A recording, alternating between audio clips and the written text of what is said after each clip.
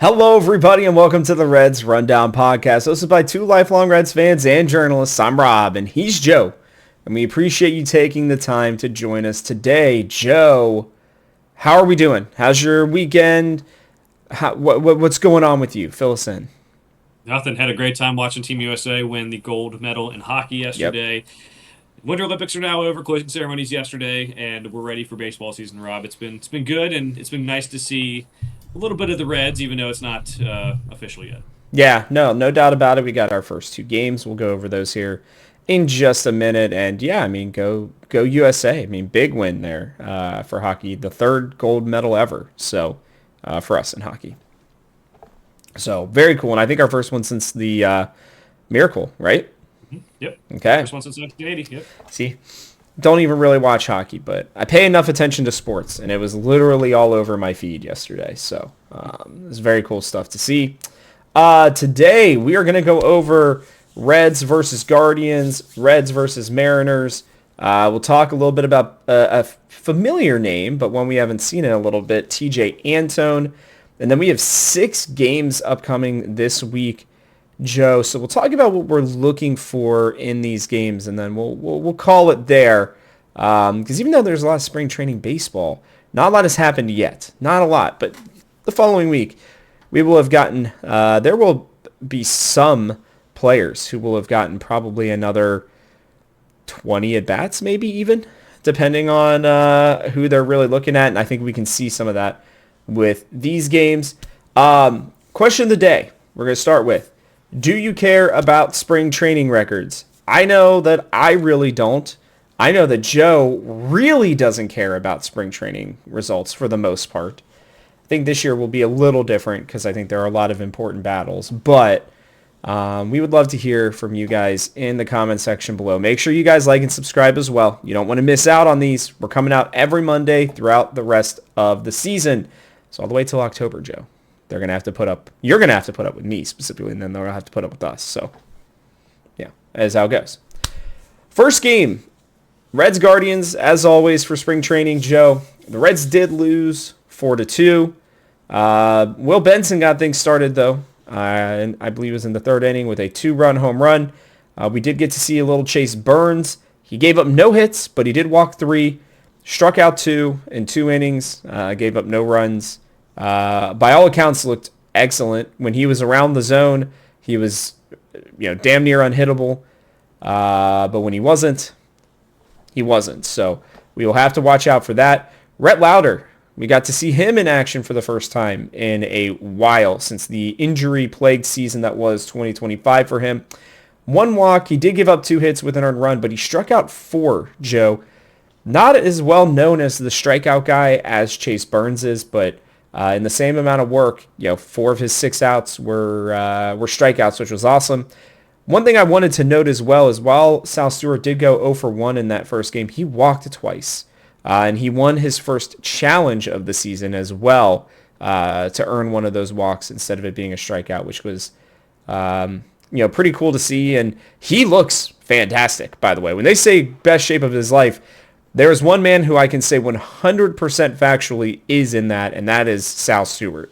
He looks like a lean, mean fighting machine, brother. And it's just good to see he's put on the muscle. Ellie's apparently put on 12 pounds of muscle. You can see it when he's working out there. And Matt McLain also looks extremely beefy right now. We'll talk about that in a minute. But Joe, what'd you think of this Reds Guardians game? Yeah, good to see Will Benson get off to a nice start. Again, I'm not the guy who really loves the spring training, like, looking into the stats and this is what this guy is doing. But for a guy who, you know, all reports are saying that he's going to be on the team this year and going to have a role on the team, like a 4th outfielder type role, maybe 5th outfielder type role, but going to play and not be sent down to start the year. It's good to see him get going. Also, was interesting to note Sal Stewart played second base in this one. We talked about that last week that they had announced he was probably going to start out at second base. I think it's, good to try to get him reps at both second and first. We just, Matt McLean's going to play second to start the year. We know that, but just in case. And, yeah, we got to see Nathaniel Lowe a little bit. Didn't really do much, but those were kind of the things that popped out to me was just the positioning of Sal Stewart, Will Benson getting the home run. You already mentioned Rhett Lauder getting those strikeouts. early spring training games, you kind of expect the bats to be behind the pitchers unless the pitchers are just, sometimes they throw in guys who aren't even going to make AAA team, throw in AA guys or even lower than that at this point. And I would say that getting a home run early for Will Benson is huge. I don't really believe the strikeout numbers were louder, but hey, more power to him. And it's a good thing to have a guy who maybe is learning to strike out hitters more, even though that's not his top strength. Yeah, and I think it's important to note a couple of things from this as well. Like, they clearly want that battle to start getting, resolved a little bit more, I'll say. So they're going to probably give Burns and Louder as many innings as they can to really, I think, see how they can handle the pressure, all of that kind of stuff, see who can win. And what's interesting is it just keeps sounding like I read another article where sounds like Burns has the inside track right now. I will say that, but there's a chance that Louder could be that guy still. It just depends on, I think, how things start to work out. Also, what was interesting, Joe, is like Tyler Stevenson batting first, right? Gino, Benson, like they're trying to get these guys at bats early so that, Stevenson leading off, why else would they do that? It's get him the at bats, get him out of the game. I kind of like this. I think this is a good change. Like, who cares if you run an everyday lineup? Get the guys who you need to get at bats and then get them out of the game. Yeah, so for that point, Rob, it is people freaking out online about it. It's like, Really? okay, yeah, I saw like two or three different Reds fans freaking out. Tito's already messing with their lineups already. Spring training. This isn't a bad thing. By the end of spring training, yes, you put Stevenson more to his natural 5, 6, 7, 8, whatever they're going to bat him this year spot. That's crazy. Get the most at bats for the guys who need to get at bats, and especially if you know the other team is going to start a guy with MLB, experience or potential, like was the case in this game. Then yes, get them the at bats early against those guys. I don't really know how much benefit they're going to get from facing guys who aren't projected to make rosters or are not going to be AAA pitchers. Like I said, there's a lot of guys in spring training right now. So when you know who the pitcher's going to be, put those guys in there. Yeah, and I'm with you, Rob. Like the competition is still there. It looks like it's Burns is to lose. I'm not sure how much of a competition is. I think they still might just give it to him anyway. But there was some stats on some of the broadcasts or on social media about how Chase Burns, his last 7 appearances, he was like awesome. 1 point something ERA. 5 of those appearances were out of the bullpen. So I'm saying I want Chase Burns to be the 5th starter. But I am saying if the Reds want to have a discussion about it, I think there could be a discussion, hey, maybe he is better as a reliever. But I'd like that they started him in this game now to see, like, hey, maybe it is like a mental thing when he starts. Maybe he is tipping his pitches like he did at Fenway last year, Still going to be Chase Burns. 99% sure it's going to be Chase Burns. But I think just having a little 1% to be like, maybe he's the bullpen guy this year and next year he's a starter, it's 1% chance is fine there. I saw the stats and I just wanted to point out that, like, yes, we can understand that he was very good out of the bullpen late last year, but he's probably still going to be the 5th starter. Yeah, and let's be real. I mean, it's about, we are seeing right now the evolution of this Reds team. We're so used to seeing, like, all right, they're going to do a normal lineup because everybody's kind of in play right now. They're trying to learn more about who these younger guys are, all that kind of stuff. This is what good teams do, right? Where they will put their guys who they need early on, get them the reps that they need so that then they can go into camp and be ready. I think a thing that we should have criticized David Bell about, but I didn't think about, was very often he would still have the guys batting in the same spot in the lineup, right? And you'd have some no-name batting before Joey Votto, right? This doesn't need to be the case. Terry Francona's adapting. He knows now that, hey, like, let's get Stevenson the at-bats so that he doesn't have to, and be able to catch, because he's out there as well because he's catching Chase Burns and Rhett Lauder, right? They're getting them used to these players. So, like, there's a strategy behind every single move that's being made right now in spring training. Those are the kinds of things that we are going to watch for. The results are definitely going to be important as well, but it's going to be, hey, if Lauder starts getting caught by, Banfield, right, on a regular basis, then they're probably getting, Lauder ready for AAA, right? If they are, bringing Burns in and not starting him, but bringing him out of the bullpen for 1 inning later on in the season, right? Or they start doing what they did with Graham Ashcraft, where he was still doing 2 or 3 innings, but it was always later in the game. Then that, like, the decision's being made to kind of maybe move him more towards a bullpen role. Like, there are a lot of things that you can see as this, as spring training kind of progresses. And so you can already see it here in this first game. I found that to be interesting. So I don't know if you got any more on Guardians. We'll move on to Mariners if not. Okay. Nope, nothing else. Mariners it is. Ellie and Matt McLean went back to back, by the way, not home runs, but they were second and third, which I think is now this was a very close to a real opening day lineup. You had TJ Friedel leading off, Matt McLean, Ellie, Gino, right? This more looked like what we might expect for an opening day lineup. But Ellie and Matt McLean both went 2 for 3, both with doubles, both with 2 RBIs, which was really cool. Gino unfortunately has 3 Ks in his first 2 games. I put that in there not to drag on Gino, but you guys should get used to that. That's kind of what it's going to be for him. He's going to hit like 1 for 4 most days, maybe with a big double or a big home run, but he's going to strike out, probably 2 of those times, 2 of those other 3 times. So just like understand that's what he's there for. It is okay because it's just the threat of him being there that's going to make people pitch to Ellie. So just I put that there for that. I wanted to make sure I put that caveat in. JJ Bleday absolutely smoked the ball. He started trotting a little too early, unfortunately. He probably had a triple, but ended up being a double. He had 2 hits. Reese Hines went 2 for 2 as well. He smoked the ball, and it looks like he is very much trying to force a decision to be made by the Reds. Maybe sneak his way to be that 27th man. I don't really know if he's got a great chance at 26, but maybe be that 27th man.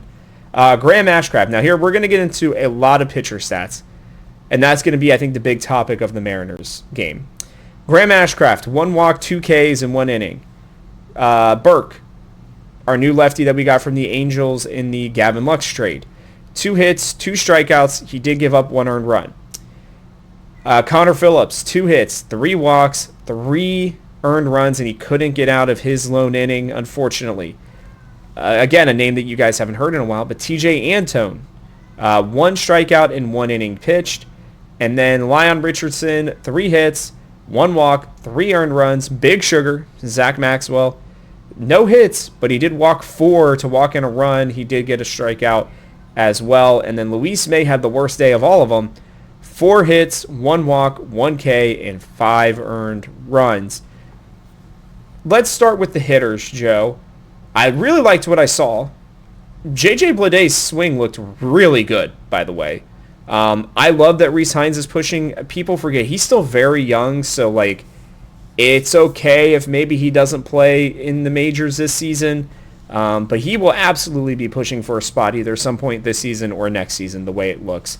It's just going to be about whether or not he can finally hit major league pitching to see if he becomes kind of a Reds dark horse to be a really nice potential player in the outfield. But Joe, like, I was really happy to see Ellie, and I don't know if you watched the McLean swings, but his stance is a little different. We're going to talk about that, I think. Yeah, we're going to talk about that in a minute, or later in the show, I should say. But his stance looks a little different. He looks bulkier, man. I say beefy, bulky, whatever word you want to look, but he has definitely put on some muscle again this season. And he looks extremely strong.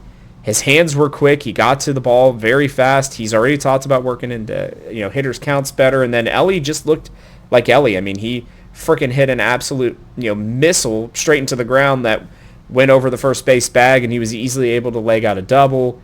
I don't know. I mean, if the Reds are getting 2 for 3 out of Ellie and Matt McLean, even 1 out of every 3 games or 2 games, at the top of that order with Friedel getting a big hit as well. Like, this offense is going to roll.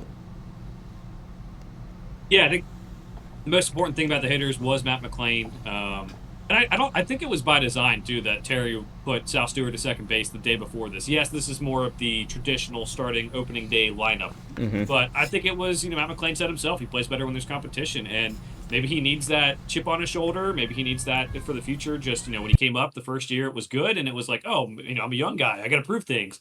And then it hasn't been good since. Injuries. And like you said, last year, just not the best and need that in him. So, but I think it's what this roster is going to do, Rob. It's my interpretation is it's going to put a lot of pressure on him to do that every day. And that's a good thing because if he plays well, he's going to keep his spot. Even when he does play well, we'll have more options to kind of give him off days, him and Ellie, which has been a discussion point in spring training as well. But that starts with the McLean stuff of like, that's really good. If he needs that motivation, he got the good game here. Stance looks a little bit better. But then we have JJ Bleday too. Like, I don't think we're going to take Spencer Steer out of the lineup too often this year. I think he's still going to have some utility.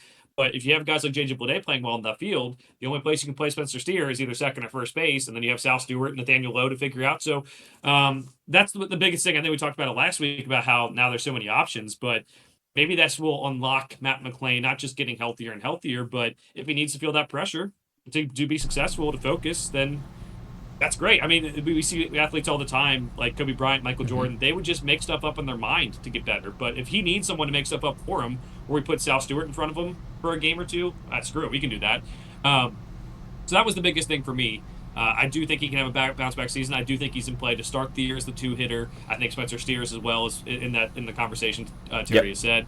But that stuck out to me. As I mentioned, JJ Bleday, big game for him. His swing looks good. Still want him as the first outfielder off the bench. Possibly Will Benson is right behind him. But he even said himself when they asked him about him this week that he's a left-handed power hitter. I love that. And it seems like the Reds are... Last year, it was more of a let's get contact. And this year, it does seem like they're leaning more into the power with getting Suarez, with Bleday saying he's a power hitter. And I think that more speaks to last year, the Reds working with what they had. They had guys who aren't big power. They're guys with some power, but not guys who are big power. It hurt Ellie, who couldn't hit for power the last half of the year we saw. But now they're leaning into it because they have guys who can do it. They have Gino. They have Bleday. Will Benson with another year and again being sent down early last year and kind of figuring things out. I think it's going to be a little bit more power this year, Rob. Obviously, the acquisitions say that, but I think that Perry and Valleca are both going to be like kind of more embracing it because these guys have the talent to do it. Whereas last year, the guys were still young. They're learning. They're growing their bodies, as you said, with the muscle stuff. So those were the two things: is the competition for Matt McLean's great, the fact that his swings better is great, but also might have more power this year. And it might be something that the coaching staff is okay with, as much as the Reds fans want to be like, oh, they hate power. No, they just want to make contact too, and that's fine. I'd rather them hit for contact to start because they all are strong enough to be able to hit the ball out of the ballpark, and their swings are good enough for them to run into them, I think, on a more regular basis, right? And what I mean by that is I don't mean like I don't want them to hit for power. I just mean they're naturally going to hit for power. So starting from a base of hit for contact is a good thing from last year. I will say, too, to your point, I'll finish up on the PowerPoint, and then I'll get into the competition. Ellie has his leg kick back. He specifically said he wants to have more power this year. Now, that will mean probably a slight uptick in strikeouts, maybe, although his approach at the plate was better last year, so we'll have to see if maybe this is his season where the power comes in with the contact, with the plate discipline. We will have to see, but, I really do believe they're going to just run into more home runs naturally. I don't think that that's going to be something that, we're going to have to worry about, at least in my opinion. The Reds, let me see here, as a team last year, the Reds hit, oh gosh, where is it? 2025, here we go. Home run wise, the Reds were in the bottom 10. They hit 167 home runs last year. So, if they can bump that number up to somewhere in the 180s, 190s, maybe even 200 plus, because you are getting a, hopefully 35 to 50 home run guy in Gino, right? That puts them in an elite category for offense. And that was their biggest issue. If you combine that with pitching, right, then you're really cooking. And I think that that's where I'll talk quickly about the competition part. The competition is super important because you're not going to be able to have like a long, streak, right, where you're just not hitting, right? Like it's going to be, hey, if you don't hit for a week in a row, bro, like JJ Bleday's going in there, right? If you don't hit for a while, Matt McLean, Sal Stewart's going in, and Nathaniel Lowe's going in at first base, right? Like there are like that competition is it's going to create some pressure, and we'll see. I mean, it's either diamonds or breaking, right? That's how pressure kind of is, and that's the way that people like to refer to it. And I think that the Reds have this unique opportunity where I think a lot of people are sleeping on these bats. It's the combination of them. Maybe they're not necessarily all going to be the superstars that some of these other teams have, but it's a well-built team to where you have fail safes. If somebody gets hurt, if somebody's not hitting, boom, you plug in Nathaniel Lowe. Boom, if Reese Hines is crushing in AAA and Noel V. Marte struggling, they need another right-handed outfield bat, and they don't think Dane Myers is that. Boom, you got Reese Hines. Like, you've got these kinds of guys who are all going to be battling for that position, and sometimes maybe it's not a starter role, but it's going to be, hey, with every opportunity, you need to make a count, right? And I think even like Will Benson is one of the better guys who is, able to hit well under pressure. I'm excited to see what that's going to mean for him. I'm hopeful if McLean needs to create this sort of, I don't know, competition is the only way that I really feel like I can play at my best, then whatever. Like, we'll need to deal with that in a future, sense, to where if he locks down second base, it's going to be like, bro, you need to be thinking every season then that you are, your job is at risk. But the hitting, seeing, those four guys get 8 hits in one day it's a good day for Reds fans. Reds fans, even in a spring training game, should be very happy to see them combine for, what would that be? That would be 8 for 11, I believe, which is pretty incredible. You will take that every day of the week. So that was the only thoughts I had there. Let's move into pitching, Joe. Look, I know it's early, so I'm not going to say, there's no panic button. But it is worth noting that, that's Burke, Phillips, Richardson, Maxwell, and May. That's 5 of your guys who are vying for those final spots right in the bullpen who did not do well. Like, I know we traded for Burke. Burke should be, have like a pretty good sense of making the team. But like, if Sam Mole outpitches him, they will absolutely put Sam Mole out there as their other lefty. If Brandon Williamson outpitches him and they decide to convert him into a full-on, full-time bullpen guy, they will do that as well. So, like, I know it's early. They're especially early for pitchers. I will tell you guys that they're trying new things. You're going to see more walks. You're going to see more hits given up. Most of the time, you're looking for repeatable delivery. They're working on some of their new pitches, right? So, like, I would love to go back maybe at some point if I get some time and look and see, like, for Chase Burns, right? From his first game, I bet a lot of his walks were on that new changeup grip that he's working on. Like, there are a lot of things that they're going to do early on that you won't see as much, later in the season. But if some of these guys continue to struggle, right, once we get maybe about, I would say not next week, probably sometime around next week, middle of next week, if they're still struggling, then you can start to see who we can cross off on the list. So I did want to bring it up. It is interesting. We'll talk about TJ Antone here in a minute, but the rest of the guys around him, and if nothing else, this makes Graham Ashcraft look even better, by the way. I did not realize really and truly how well he did pitch last season. I think often it was frustrating when he would give up that big hit, but his WAR and a lot of the things that the team are saying about him as a bullpen guy, like a high leverage guy, I think is really important. So this was a good bullpen game for us to get kind of a look as to who could really be in the mix, Joe. Yeah, you're right. I not taking it too seriously. First appearances for these guys, they are, like you said, working on multiple pitches. Chase Burns is trying to go from a 2-pitch pitcher mainly to a 4-pitch pitcher. Like, that can be a lot. And I think a lot of times pitchers can be under pressure. Like, I would love if they can master one new pitch in the offseason and then master the next pitch the next offseason. But they put a lot of pressure on themselves to get better. And, sometimes for good, sometimes it doesn't work out that well. So, this week, not really concerned about too much, for the first 5 to 10 games of spring training. Once you get to that, 10 game mark, if it's, 8, 9, 10 games, that's when you kind of get to, you better start putting up some stats. Some notes from this. Zach Maxwell walked some guys, 4 walks in that inning he had. That's got to come down.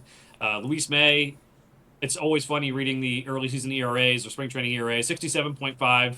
But Solid. it's Real good. yeah, but it's good for him. Like I think too, maybe you're working on different things for him where it's like he only walked one guy, and I know it was only point 0.2 innings, but if you saw that stat line of, oh, he gave up that many runs, but he only walked one guy, maybe he's working on finding his spots in the zone, and Yep. maybe that's going somewhat well. Maybe it's not going somewhat well with that, but like avoiding the walks is something he's working on. So yeah, the first couple 2-3 appearances for these guys, I wouldn't put too much on it, but when we get to the end of spring training, like these guys better be firing on all cylinders if they want to make this team, Rob, because that's what we've been saying is like there is options they can go with. There are guys, there are starters who can be relievers. There are guys who we think aren't going to make the roster, maybe like Zach Maxwell or maybe someone who might come up out of nowhere because relief pitchers do that more than anyone. It seems like come out of nowhere and make the team. So you better be ready to play. This is a bullpen we can't afford to have guys because there is no star. We can't afford to have guys who aren't producing. Yeah, and I will say, I mean, I'll speak quickly on Burns as well because there's a lot of focus on him, so we will talk about him plenty. I didn't realize. I thought he was only adding the changeup. So I mean, if he's going from 3 to 4 pitches or from 2 to 4 pitches, like if you remember, we saw this with Hunter Green like 2 years ago. I want to say when he was learning, like really learning that splitter, right? And we got to see it a lot more in practice, like as the season went on. He'll probably cut one of those pitches for the most part until like maybe midway through the season, and then he'll kind of test it out here and there, right? But that is also I think, kind of a sign that Chase Burns wants to be a starter, right? You don't normally, like if you're a 2 pitch pitcher, you turn into what Graham Ashcraft was. Hard thrower, but he's really only got 2 strong pitches that he really likes, that breaking ball and that weird fastball that he has. And so he's been moved to the bullpen because of that. If Burns wants to be a real guy, he's got to have that 3rd pitch at least. I know there are some 2 pitch pitchers out there who've done it as starters, but for the most part, you need at least 3, and 4 is extremely good. I mean, if this kid can have 4+ pitches along with his fastball, along with that slider, bro, like this kid may be really and truly damn near untouchable, like for a very long time. So like that's good to hear. I didn't realize. I don't know where I saw that, but yeah. He was a local interview, and basically what it was I believe I don't remember what pitch he said he was working on for the 4th, but he said the main thing is Must have working been on a the curveball. changeup. He's also working on I think the curve was Yeah. what he was working on. I would imagine he's going to drop the curveball and just Probably. work on the changeup because that's just way more impactful for what he has right now. But I would expect the curveball to come later on in his career. So it was like a mention of like yes, the focus is the changeup, but he also it seems like in the future he wants to have that curveball as part of the rotation too. That kid could be just Perfect. unbelievable, man. Good Yeah. lord. I mean, just like there was I wasn't going to put it in here, but there was this guy who did a starting rotation, like tier list. Reds were easily top 10, like very much. He was like, well, I thought B plus, but then he was like, I started really looking at this again as we've been talking and seeing where everybody else is. And he's like, this is definitely at least an A minus rotation. I'm like, yeah, bro, like this rotation is disgusting. So, it's good to see that. And like you said, yeah, I mean, realistically, you're going to see almost all of these guys. By the way, they're going to pitch again because they have an off day today. I bet most of them will pitch Tuesday or Wednesday moving forward as well. So, you'll see Burke again. You'll see Phillips again. You'll see Antone, Richardson, Maxwell, and May. They'll all be there again. So just keep that in mind. Okay. There's a very real chance that, we'll get a better idea of where they are at literally a week from today. They got 6 games this week. So, yeah, that'll be good. Let's quickly talk about TJ Antone. So this came out. I saw this. Chatterbox Sports tweeted it, and I guess Mark Sheldon must have wrote this. He said that TJ Antone was the Reds' dark horse candidate to make the team out of spring training. Basically, I'll do a quick read of this paragraph here, Joe. In camp as a non-roster invite, Antone is working his way back from his 3rd Tommy John surgery, which is kind of crazy. So if anyone knows how to play the underdog role and make a team, it's this guy. The reliever has made the roster in 2024 in the same fashion after his 2nd Tommy John surgery and has a determination to beat the odds to go with feeling good in camp. Because of his elbow problems, he has been limited to only 45 games since 2020. If Antone can make the team and have an injury-free season, he would be a runaway leading contender for the NL Comeback Player of the Year award. I just wanted to talk to you about this, Joe. How do you think he's going to make it, A, right? And B, like, can he stay healthy? Like, I mean, I honestly worry about this man's long-term health in that right arm if he goes for a fourth Tommy John surgery. I don't even know if there's going to be enough there for them to put together. But it would be one of the best stories I've ever seen because I love TJ Antone. And when he is on, I mean, he is also really hard to hit. So I know he's, had those Tommy Johns kind of spread out over those years. Do you feel like he has a legitimate shot to make this roster? Again, we just saw him on Sunday. I didn't even know he was ready for spring training, Joe. Yeah. So that was impressive. And the fact that he got through one inning, 1K, nothing else, no walks, no hits given up. I mean, that guy's stuff is as good as anybody's, and he always had some okay control. So I don't know. Like, he seems like an older Connor Phillips to me. I wouldn't hate it personally, like in terms of their repertoire. Yeah, topped out at 95, I believe I saw, Rob. That's at the crazy. game. That's for, I mean, how much he has gone through. That's still above Major League average for a fastball. I think it's still 94.7 or something like that. He's very interesting. There's not many people who've come back from that many surgeries, in the history of baseball. He's writing a book about his experience. I don't know if you saw that part, Rob. I did not either. Goodness. Okay. I read every sports book ever. I'll read it, but it's just like that shows you how like rare it is for guys to come back and to do this so many times and to have these season-ending injuries and to have those surgeries on the elbow. I don't know if he can stay healthy, Rob. I really don't, and that's the tough part. Is I think making the opening day roster is virtually impossible for him. He could throw up zeros all spring. And I just think there's like a little bit of a trust factor. Like, go show us for a little bit in AAA. These guys we want to have on the roster. Other guys have options, that we don't want to ruin. It'd be a really good story though. The almost impossibility of it all makes it even better, to be honest, because we have, like we said, we don't have a star. But we have so many guys who are projected to be solid, decent relievers.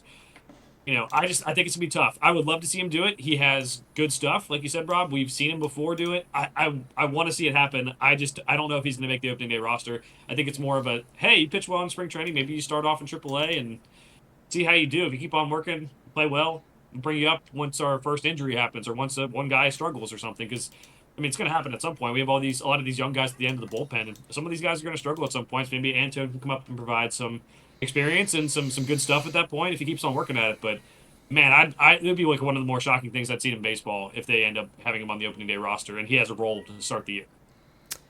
I think Derek Johnson has a soft spot for him. I honestly think if he puts up zeros, he's striking guys out, he's getting weak contact. I don't know that they care about, I know it sounds bad, but I don't know that they care about the injury, dude. Because like you said, we do have guys we can bring up. So if Antone is like clearly, like if everybody else is walking guys, giving up hits, right? I don't care if they're younger. I don't care if their stuff is better.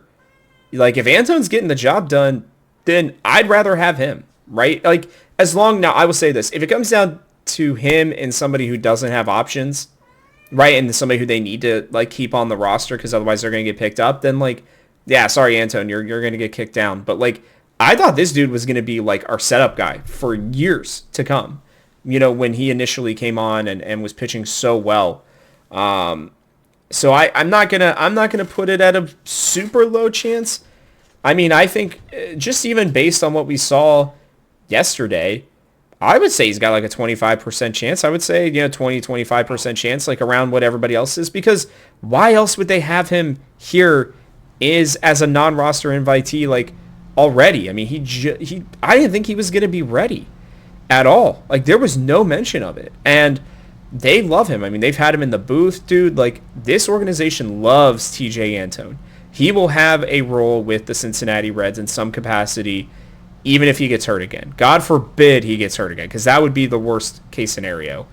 But I think that, like, if he's healthy, he's shown that he's an effective reliever. I don't see why you wouldn't give him an opportunity. And it would be a really good feel-good story. And, like, if he's your last guy in the bullpen, I think you'd agree with me. that is a very strong bullpen because he is that good of a player. If he's still hitting 95, I did not see that. That is insane.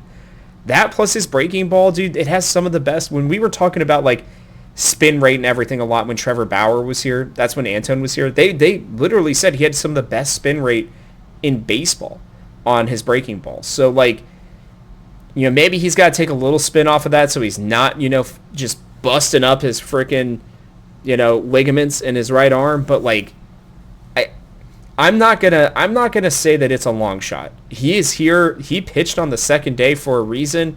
And when you look at the stat lines, he had the cleanest stat line of Ashcraft, Burke, Phillips, Richardson, Maxwell, and May. The cleanest stat line of all of those guys was TJ Antone. I'm not gonna say that again. It's game 2, but I'm just saying like that is they will notice that. I noticed it. I was surprised to see it. I don't know. To me, it's who's the best one. Who is the best person to come in?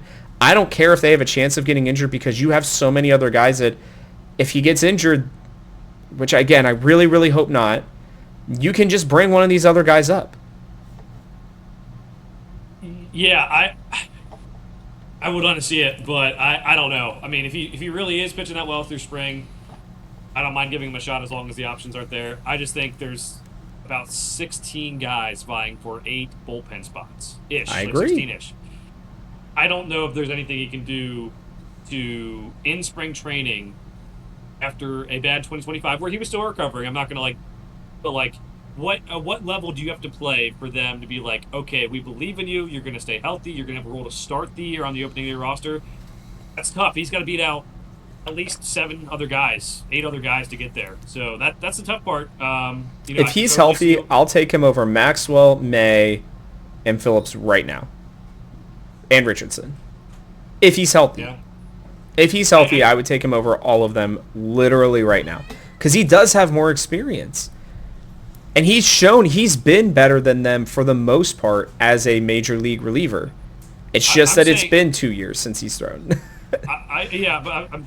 If he's healthy is a big if is the problem. And then also, I know. Can he be what he was, even if he is healthy, is another big step. So there's almost 2 barriers of entry there.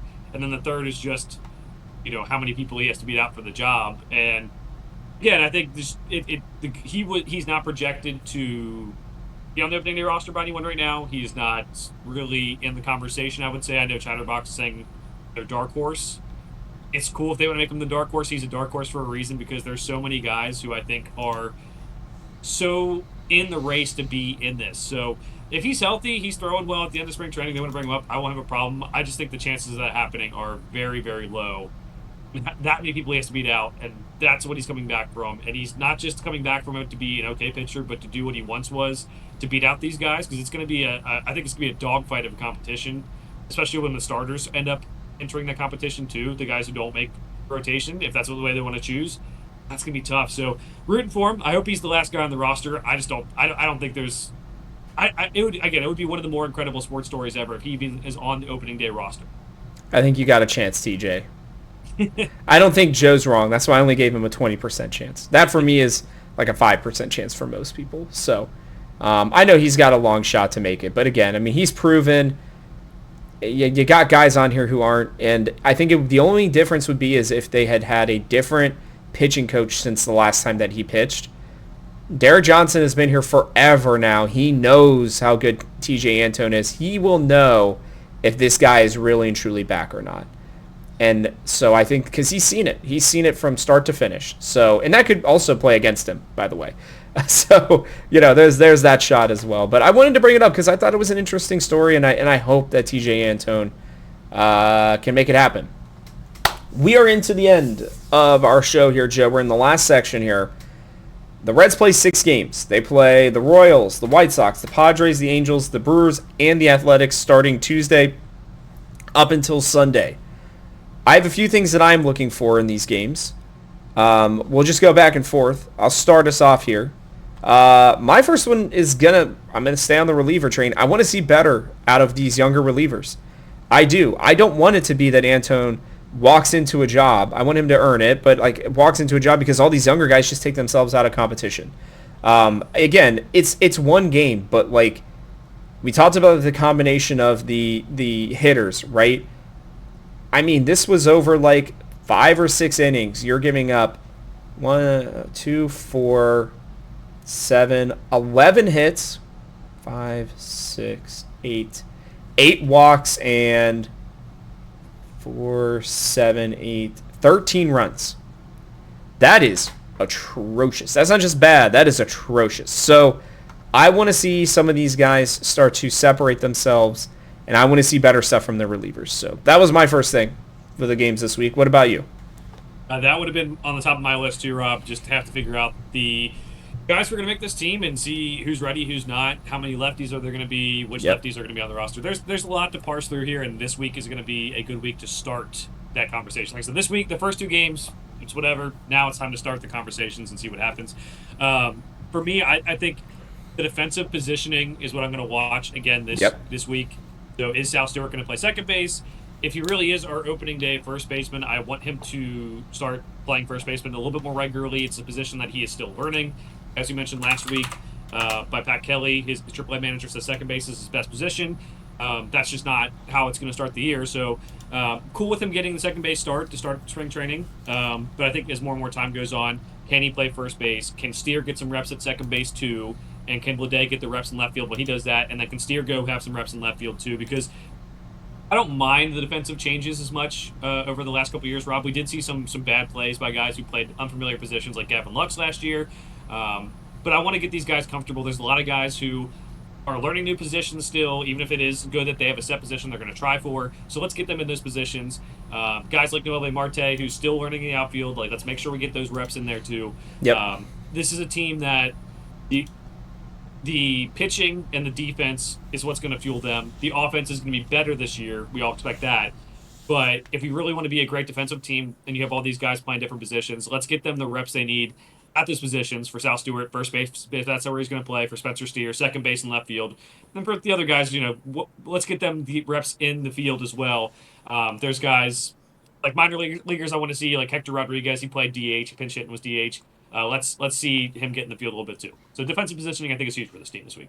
Yeah, I'll be interested as well. I think, like you said, I think the most important point you made there, number one thing, if Sal Stewart is going to be the opening day first baseman, I don't really want to see him at second all that often right now. I just don't. Sorry, but like that, he needs to be getting the reps. He's played there have been 2 spring training games, and he has not played first base yet. So, like, I want to see him tomorrow versus the Royals at first base to start the game. So let's get him those reps because he needs to be, I know he's working in non-game situations with Ellie, with McLean, with Key Brian Hayes, like, taking those reps down there at first base. But I want to see him, like, really get those reps, like, because that's important. If he's still only learning the position and you're depending on him to be your opening day starter at first base, he needs as many game situations as possible to, like, those reps are just so important. There is a difference between, being on the backfields and, if I miss one from Ellie, it's fine right now.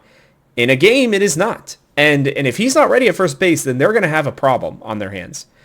Because what do? You move Spencer to first and you kick McLean like out to left. Like, do we see that this spring training at all where McLean gets some reps in left field? I doubt it.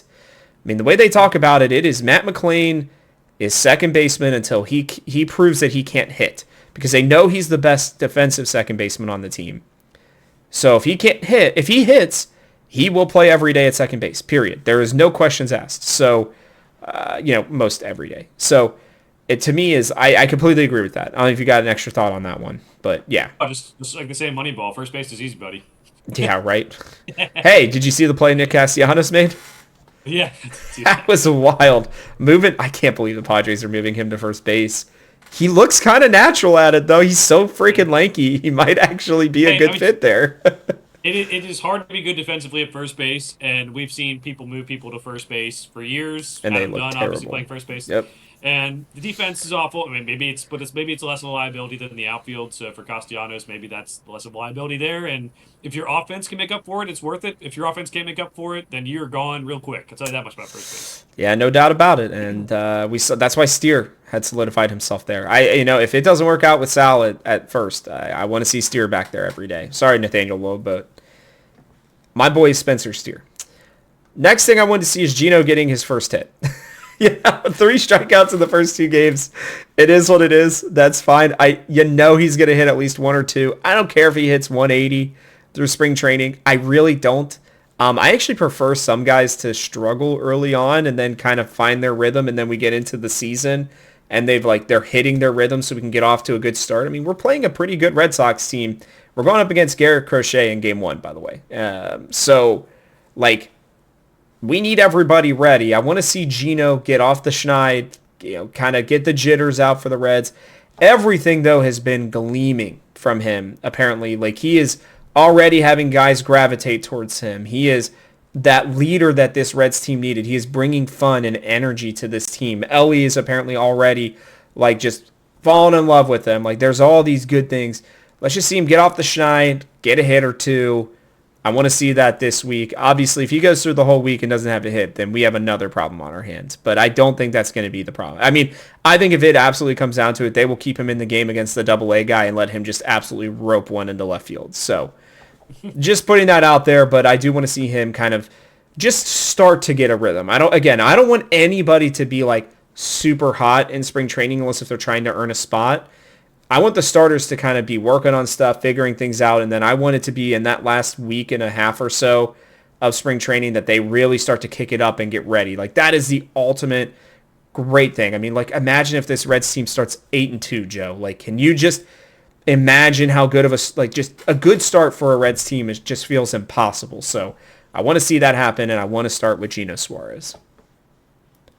I'm here for it. I want to see some power. I want to see that the beautiful man hit some home runs for us and get started with some hits here in spring training.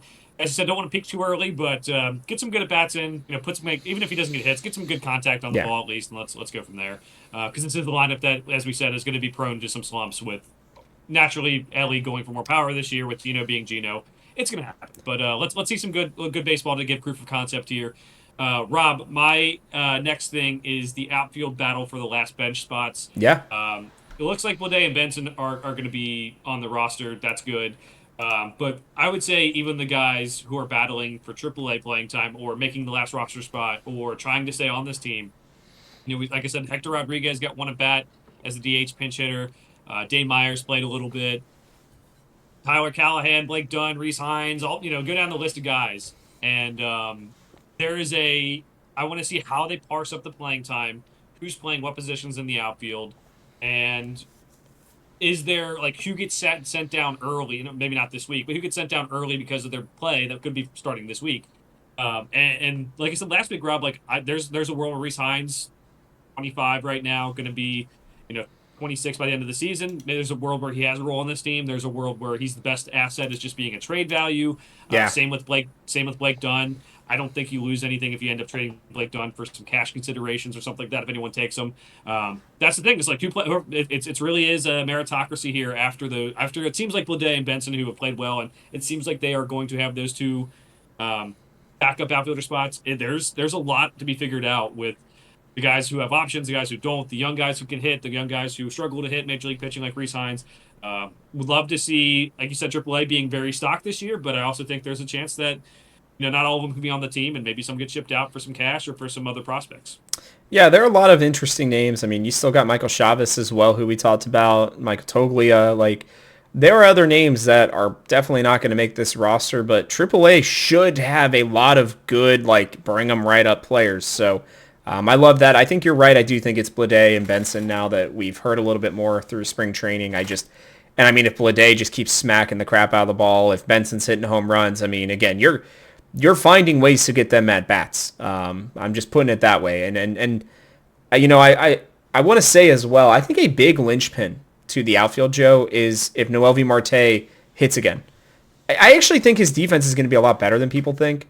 It's just going to be whether or not we see 2024 version of Marte or 23 and 25, right?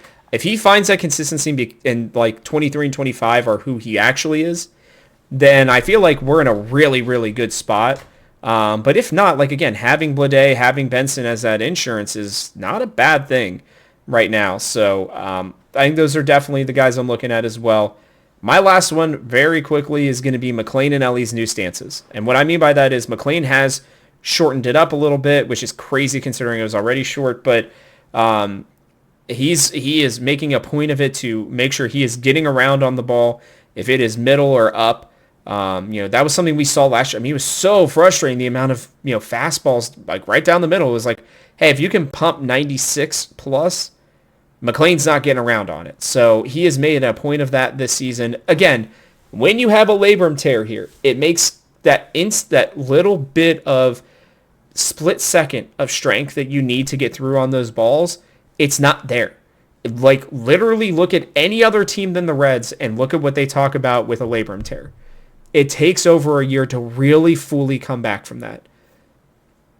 I really do believe he's going to be better this year. I'm interested to see if that stance pays off. And then I'm a little worried about the leg kick for Ellie, but if we want him to be that power guy a little bit more than just the contact guy like he was last year, I'm okay with it. I want to see the leg kick again. I was watching some highlights of him this week from his 2023 season, and that leg kick was prominent. I saw it again in his first at-bats yesterday, Joe. I don't know if you got to see him or not, but that leg kick is very much back. The problem with leg kicks, and the reason why they tell you generally to get rid of them, is it's a timing thing. It's whether or not do you get your foot down in time to make sure that you can drive through the ball. That's going to be a really important step. When they tell you to take it out, it's because of the mechanics, Joe, where it's easier to just have that foot kind of there and be able to pivot and get through the ball. He's got enough natural strength to where he doesn't necessarily need to do that. But if he wants to hit more home runs, if he wants to hit for more power, if he wants to be that number 3 guy and be able to hit 270, all of the above, right, and be that superstar, then he's got to figure out that leg kick. So it's going to be important to watch that this the spring training, because if he is consistently late on the ball, if he is not adjusting well to the breaking balls or the changeups, then you're going to see that leg kick get smaller and smaller, and to a point where it maybe just doesn't happen this year. So I try not to be too much about the mechanical guy. High school baseball coach just came out in me, but I'm just telling you that's what you should be looking for with both of their stances. The timing makes it so much harder to have the leg kick because a lot of times your timing of when you swing is tied to when you are stepping. That's what makes it tough. You can get more power out of it. I'm cool with him trying to do this. I do think there needs to be what is the trade-off here? At what point do you say, hey, we need to go to a more short, compact swing and just get contact on the ball? So that's something to watch, not even this week, Rob, but even just overall, for the whole season. When does he bail on it? Well, and his career, too. I mean, really, that is a career-altering decision one way or another. Yeah, I mean, they always say, toe tapping, people add and take away all the time. But, a lot of the pure hitters, they never really mess with that type of stuff. They just have one swing. This is the swing that got me to the pros. This is what I'm doing well. I'm just going to stick with it and make the most of it. If I'm slumping, it's most likely not that. But if you have a toe tap, sometimes that is why your timing is off and you're trying to go for too much power. You're stepping too high. It's hard to be repeatable when someone's throwing different types of pitches at you in different locations. So it makes it tough. But if it gets more power, good for him. Get us more power this year.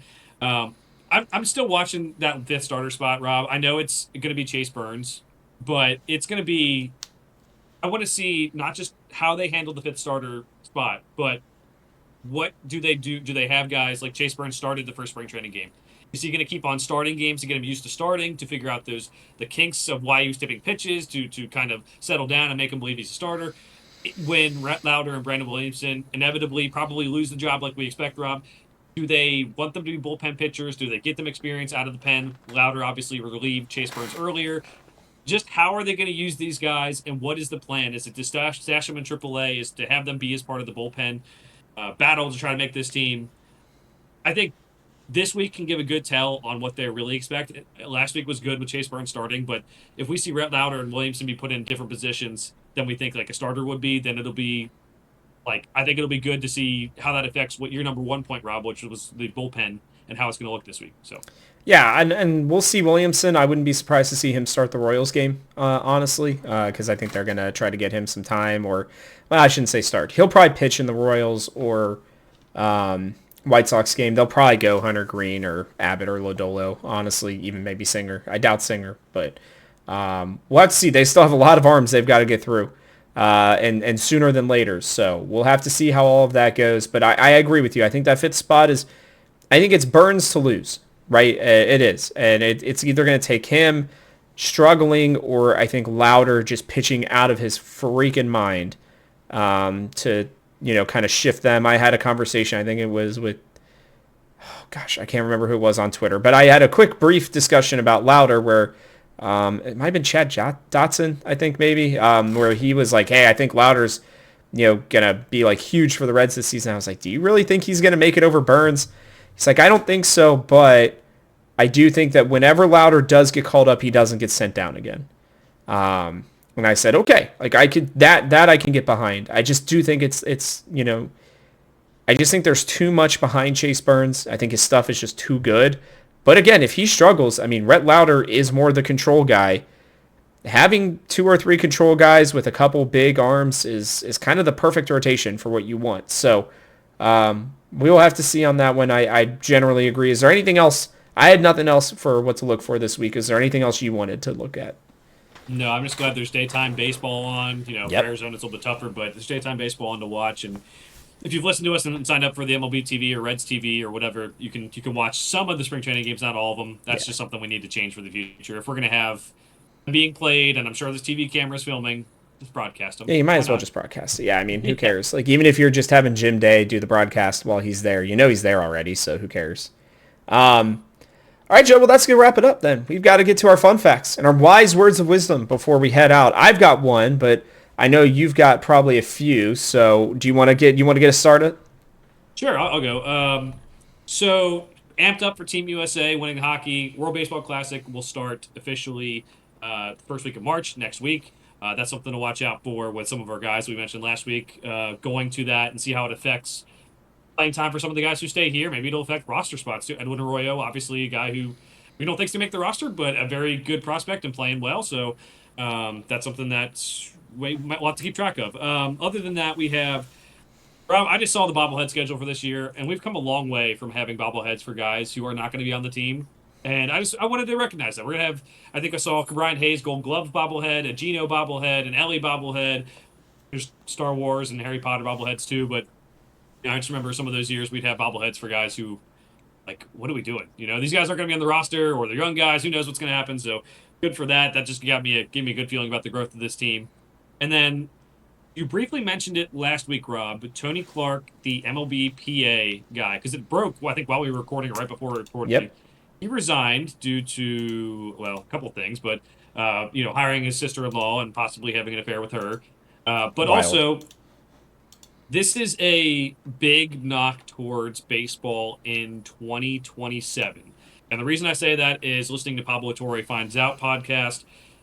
The Major League Baseball liked him as the MLB PA head. That's a bad place to be because baseball just knew they could push him around and get whatever they wanted. And that means now if MLB PA wisens up and gets someone who's a little bit more, hey, I'm really going to stand for the players, that might mean baseball is not going to be here in 2027 if this work stoppage might happen. So just watch out for that. They said Tony Clark was a guy who wanted to make players' lives comfortable, get chartered flights, have better things in the locker room.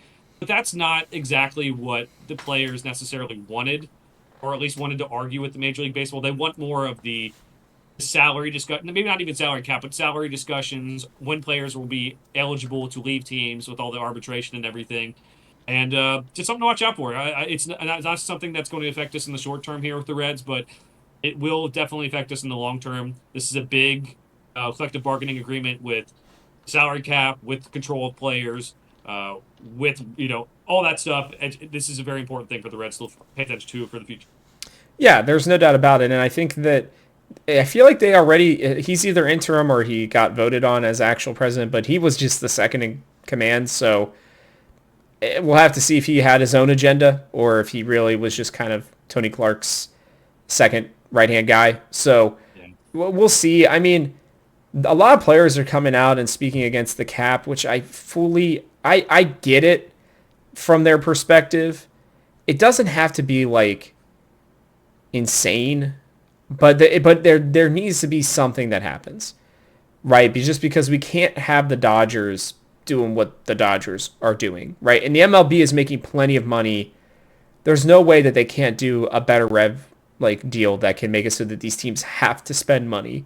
Like, hey, you're going to get more money, but you got to spend like, 75% of that money. And if you want to pocket 20% of it, that is what it is. But there's got to be something there to even things out, because it's just not fun going into every single season being like, well, I guess the Dodgers are going to win. Like, even in the years that everybody was like, the Yankees are buying everybody, it just felt different to me, Joe. I think everybody was just mad because they did have more money, but they weren't doing what the Dodgers were doing, where they're manipulating contracts and, deferring payments for 20 years, for Shohei Ohtani and stuff like that. Like, it's just like, the best player in the world shouldn't be playing on a $10 million contract for the Dodgers or whatever it is. Yeah, that's ridiculous to me. Like, it just doesn't, like, I mean, even the Kyle Tucker stuff. Yeah, well, we're going to, have him have a signing bonus of like $20 million or whatever. It's like, there's got to be something done. If it's not a cap, then they need to like make it so that contracts can't be completely manipulated to the point where, the Dodgers are just betting on the fact that like they'll make so much money off Ohtani, it's not going to matter if they're paying him for the rest of the existence of Ohtani. I don't know. It's just silly to me. I think it's the deferred thing needs to be addressed, because you can't have that guy making that much money later. And honestly, like, having that much payroll on the books for so far down the line. I know we talk about Bobby Bonilla Day and everyone has a good time because he makes $1 million. That's cheap compared to what these guys are making now. But I also think it was a problem with the Yankees in the 90s, 2000s, but now everyone is. We saw the Red Sox jump on board, and then the Red Sox got a World Series. Yep. Now everyone who's in the big market's jumping on this, and it still feels like the Dodgers are well ahead of everyone else with doing this. They're spending the most money. Even the Yankees fans get mad that they're not spending at that level. But it's getting to a point now where there was one team back then in the late 90s, early 2000s who really did what the Yankees did, and there's just so many more. So, like, yeah, could a team upset the Yankees in the playoffs and more teams win? Yeah, now it feels like the way the Dodgers are rolling. You ask me who's going to win the World Series, Rob. It's an automatic Dodgers. Like, there's not – I can't give you another take other than, yeah, maybe the Reds can match up with them and their pitching does awesome, but the Dodgers have pitching too, so it makes it to where it's an unbalanced thing, and I get where the players are coming from, not wanting the salary cap, because it does deflate salaries as opposed to what an open market would do, but they need to have some sort of rules where that's not the case. If they want to give up 1 year player arbitration for that, I don't know, maybe something like that, but there's going to be I think there's going to be more of a chance for a work stoppage because of this more than any other time in baseball history I can think. I just we've had it obviously before, but this just seems like it's such a big deal the way things keep on going that way. Yeah, and I think there will be a lot of good that comes out of it. It sounds like there will be an expansion that will be discussed as well. So we'll potentially have 2 new baseball teams sometime in the next 5 years, it looks like, which would be really cool. I always love a good expansion. We haven't seen much of that in the traditional 4 sports. MLS has been expanding a bit. NHL's done a little bit as well. There's talk of NBA, NFL as well. So it would be interesting to see those. But yeah, we'll be watching that. We'll update you guys if it is affecting our Red Legs. Enjoy 2026 is what I will say. I don't think 2027 is a conclusion that it'll be totally gone, by the way, but I do think there's a chance that we have kind of like a shortened season like what we saw in 2020 where maybe they start in May or June instead. That would not totally surprise me, unless if this thing just really blows up, Joe. Then I don't want to talk about a full season lockout. It doesn't help the players as well either. I mean, think about all the different bonuses and things that are available to them if they play. Like, think about their all-time stats. I mean, we've seen what 2020 has done to some guys. I mean, there are guys who have missed out on things like 400 home runs, 300 home runs, 500 home runs in their career because they didn't really play that full season because of COVID. Like, I mean, you lose 120 games in a season, dude. That's 20 to 30 home runs sometimes for some guys. So I just wanted to throw that out there as well. I mean, I think that is important. My last fun fact, Joe, because this has been a very eventful fun fact, wise words section. Trevor Bauer posted a video where he basically went head-to-head with Will Benson. Now, if you ask me if the points weren't so skewed towards Will Benson, I watched a good portion of it this morning. I think Bauer actually did pretty well against Will Benson, but again, it's like in a controlled environment. That's better for Bauer, but Will Benson did take him deep, big time. He hit like well over a 400-foot shot. He walked a couple times, got a couple singles, so I don't know. In general, I guess he hit like near 300 against Trevor Bauer, but Bauer got him on 3 strikeouts to start it. So it's a very fun little video to watch, even if you don't like Trevor Bauer as a person. I actually watched it because I wanted to see how Will Benson acted during this and kind of just wanted to see how his swing looked and everything like that. And you could glean a little bit of that.